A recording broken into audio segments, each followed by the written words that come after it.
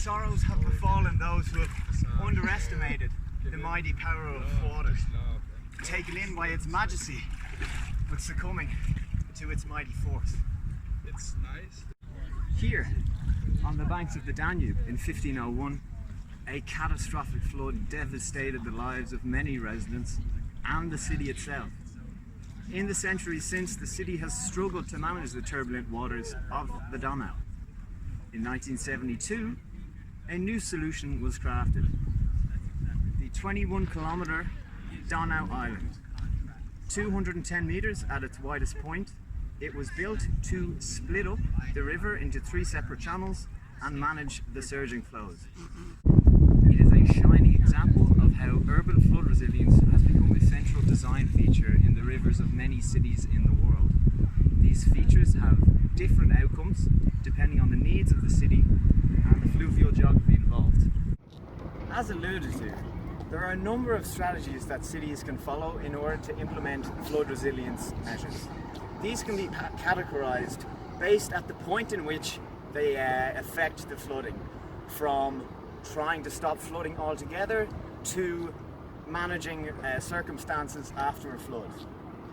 These are flood preparedness, flood defense, flood mitigation, and flood recovery. Contemporary flooding is expected to be more extreme and more frequent than was historically the case as a result of climate change. Volatile weather conditions, in combination with increasing urbanization, leads to water returning from the floodplain to the river much faster than was traditionally the case. However, above and beyond the physical and climatic impacts, there have also been unforeseen socio-economic repercussions from flood resilience strategies. One such socio-economic repercussion is climate gentrification. Climate gentrification. What's climate gentrification, I hear you ask? Well, listen carefully, as I'll only say it once.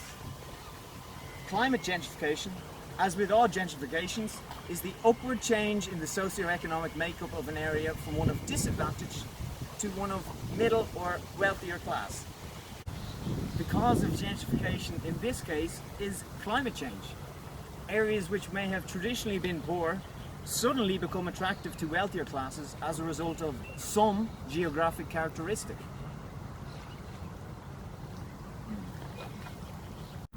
One such example of flood-based climate gentrification was in the city of New Orleans, which experienced drastic socio-economic changes after Hurricane Katrina.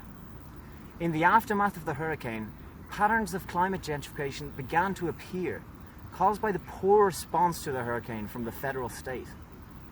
White affluent populations were considerably more inclined to receive assistance at the expense of poor black communities.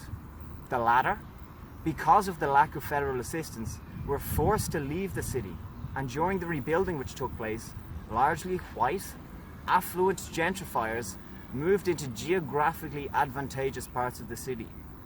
Many traditionally poor neighbourhoods, which escaped the highest floodwater levels and were at marginally higher altitude.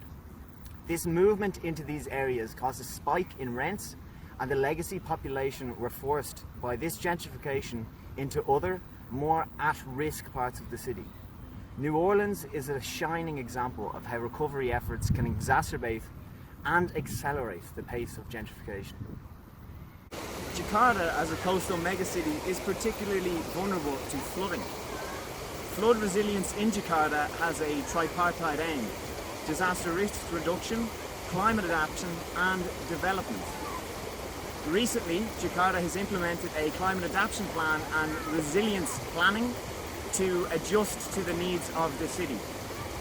Involved in this process is participation amongst residents whose comments and concerns are considered, but often the most vulnerable, informal settlers, are excluded from this process. At the moment, their houses are being demolished and they are being forced into more precarious parts of the city. In 2007, Jakarta suffered from severe flooding, which highlighted the precarious nature of informal urban communities in the city. Building upon this, we aim to find out what mechanisms of flood protection, flood impacts and flood recovery lead to climate gentrification in urban areas.